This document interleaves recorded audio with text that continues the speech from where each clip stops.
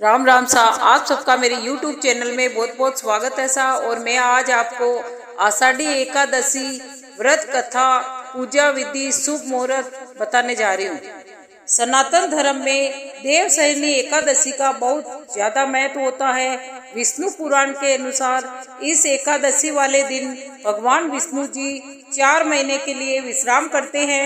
ये एकादशी हर साल आषाढ़ मास की शुक्ल पक्ष की 11 को की जाती है, जिसे कई अन्य नामों से भी जाना जाता है, जैसे देवशयनी एकादशी, आषाढ़ी एकादशी, हरिशयनी एकादशी, देवशोणी एकादशी के नाम से भी जाना जाता है।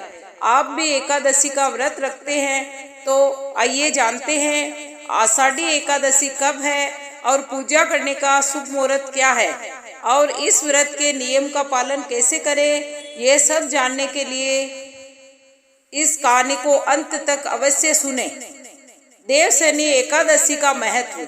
सनातन धर्म के अनुसार हर व्रत के पीछे कोई ना कोई बड़ा कारण और महत्व होता है। उसी परंपरा के अनुसार आज भी एकादशी व अन्य व्रत महिलाएं व पुरुष बड़ी श्रद्धा से करते हैं।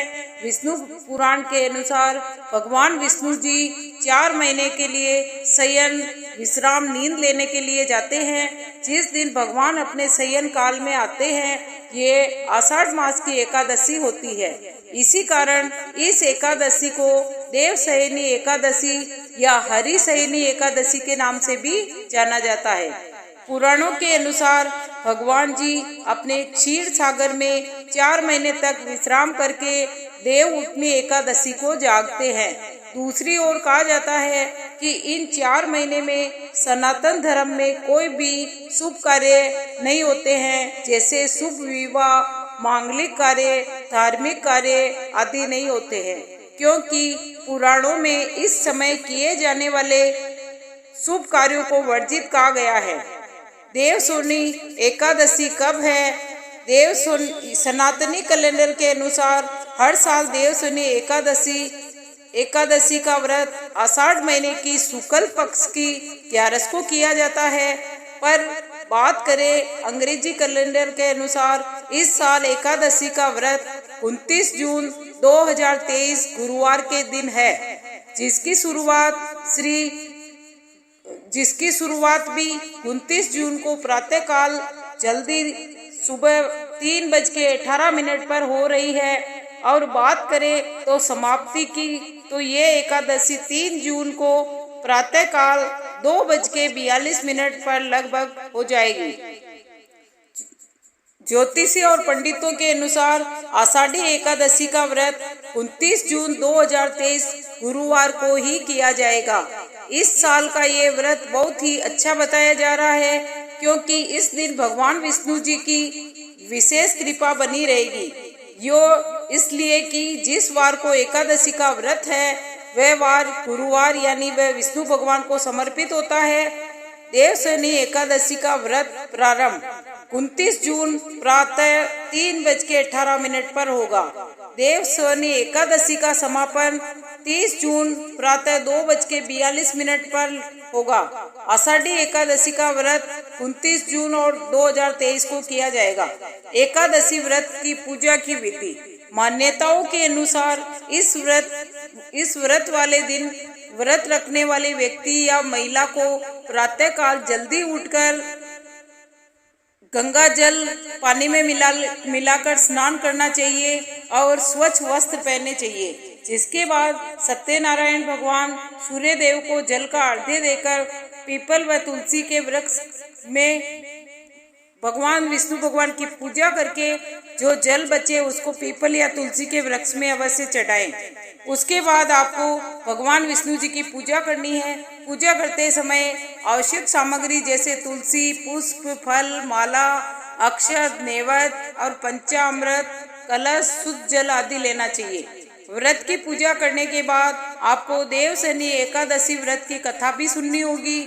उसके बाद भगवान विष्णु जी की आरती करनी है और अपने व्रत का नियम पालन करना है। आषाढ़ी एकादशी व्रत पारण का समय। जो भी व्यक्ति या महिला हरिशयनी एकादशी का व्रत रखते हैं तो उनको द्वादशी वाले दिन व्रत का पारण करना होता है।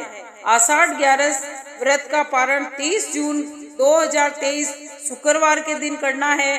पारण करने का समय है दोपहर 1:48 से लेकर शाम को 4:36 तक माना जाएगा।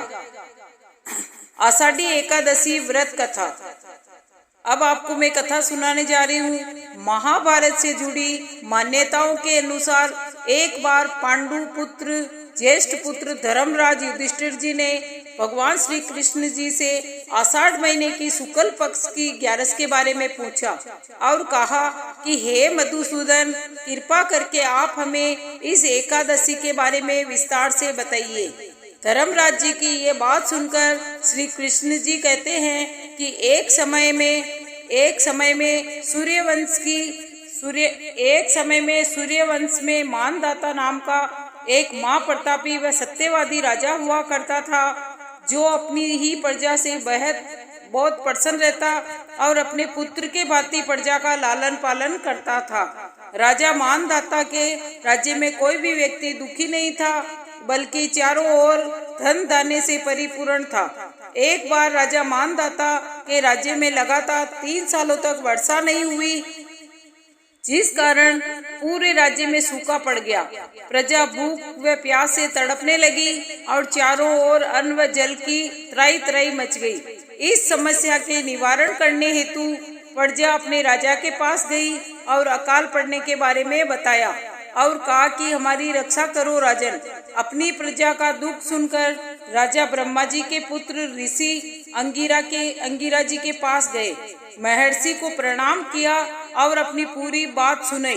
तब राजा मानदाता को महर्षि ने आषाढ़ महीने की शुक्ल पक्ष की 11 का व्रत करने के लिए कहा और कहा कि हे राजन, यदि तुम और तुम्हारे पत्नी आषाढ़ की देवसेनी हरिसेनी एकादशी का व्रत पूरी श्रद्धा और नियम से करते हैं तो भगवान की कृपा से आपके राज्य पर आई हुई सब विपत्ता टल जाएगी और बारिश हो जाएगी।